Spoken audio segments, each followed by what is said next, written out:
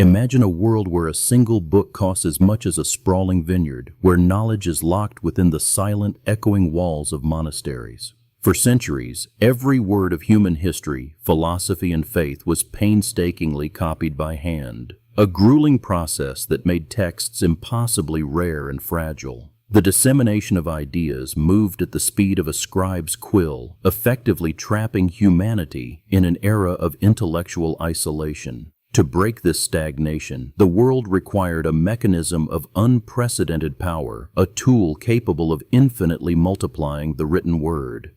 Enter Johannes Gutenberg, a man whose background perfectly positioned him to shatter this medieval silence. Born into a patrician family in Mainz, Germany, he was trained not as a scholar, but as a highly skilled goldsmith and metallurgist.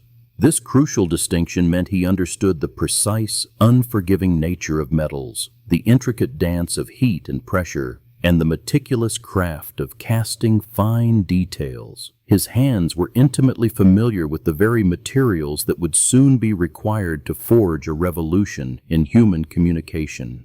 Around the year 1440, a radical vision took hold of the craftsman's mind while he was living in exile in Strasbourg. He imagined replacing the agonizingly slow stroke of the pen with the swift, decisive strike of a machine, a concept that would eventually become known as the printing press. This theoretical device would mechanically transfer ink to paper, reproducing entire pages in mere moments. Yet, transforming this audacious invention into a tangible reality presented a labyrinth of seemingly insurmountable engineering hurdles. The true genius of his endeavor lay in the realization that he was not merely building a single tool, but engineering an entirely new technological ecosystem.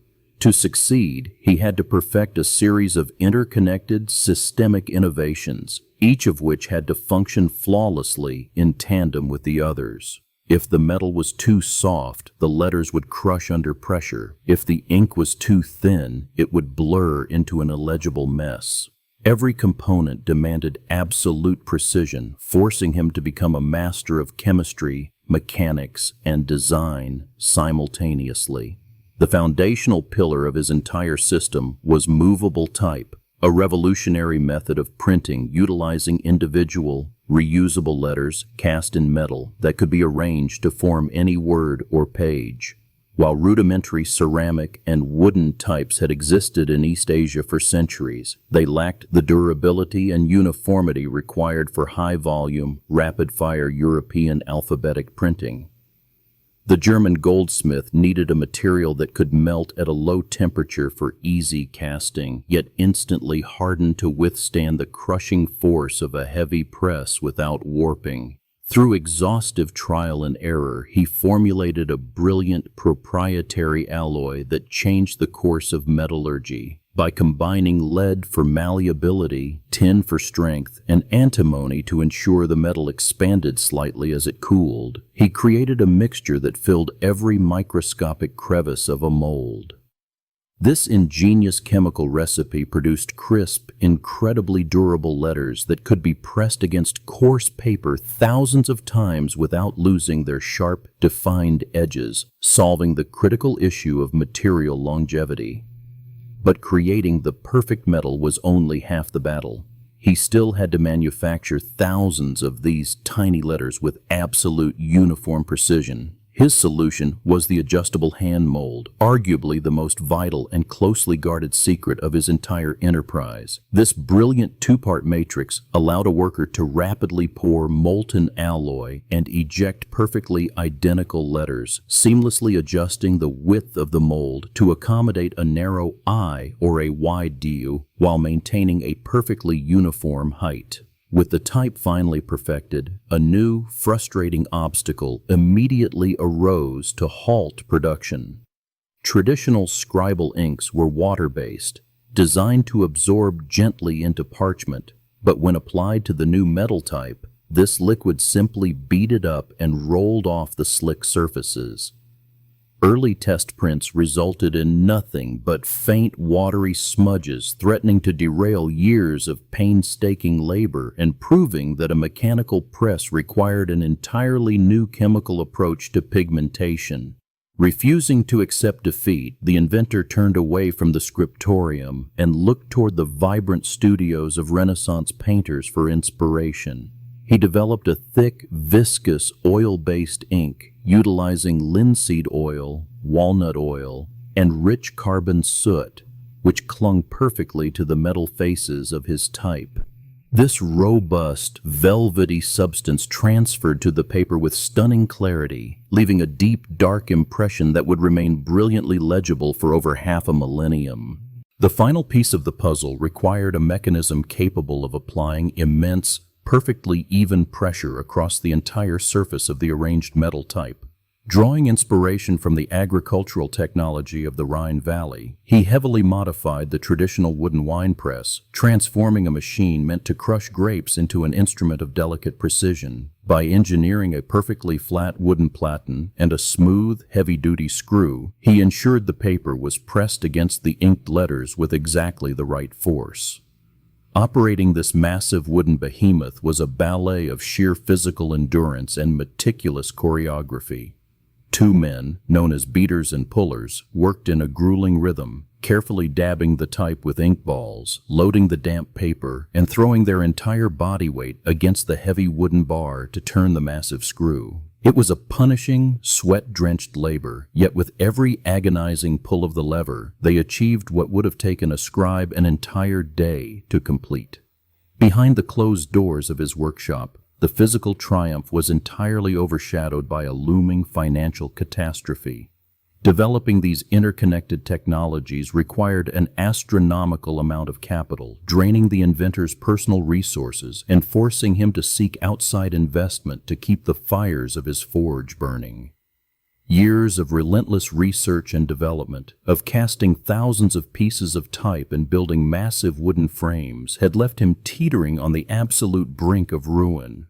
To sustain his audacious dream, he entered into a fateful partnership with Johann Fust, a wealthy bourgeois moneylender who provided a massive loan of 800 guilders. This staggering sum, enough to buy several large estates, tied the brilliant engineer to the ruthless realities of commerce and debt. The pressure to deliver a profitable product became absolute, transforming a quest for technological perfection into a desperate race against the crushing weight of compound interest. To prove the ultimate viability of his system and secure his financial salvation, the inventor embarked on a project of unprecedented ambition, the Gutenberg Bible. This monumental undertaking was not merely meant to be a printed book, but a flawless masterpiece intended to rival the most magnificent hand-illuminated manuscripts of the era.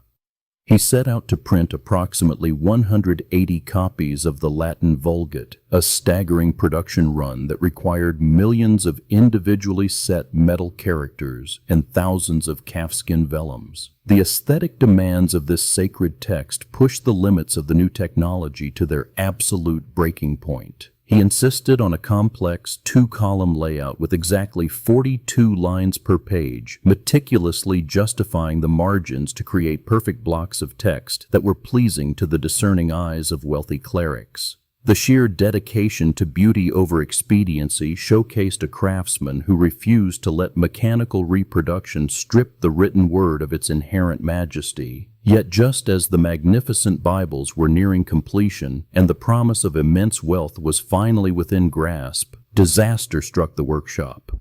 Fust, realizing the overwhelming value of the nearly finished inventory, ruthlessly sued his partner for the repayment of the massive loans and the accrued interest.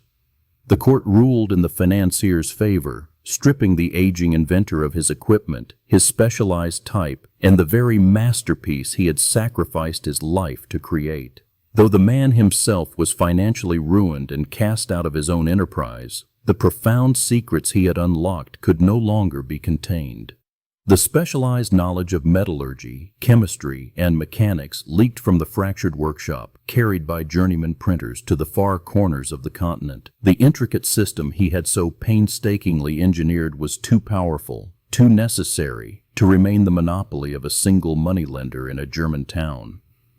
Within a few short decades, the heavy thud of the wooden platen echoed in Venice, Paris, London, and beyond as printing houses sprang up across Europe like wildfire. The previously impenetrable barrier to mass communication had been irrevocably shattered, unleashing a torrent of information upon a society that had been starved of knowledge for centuries.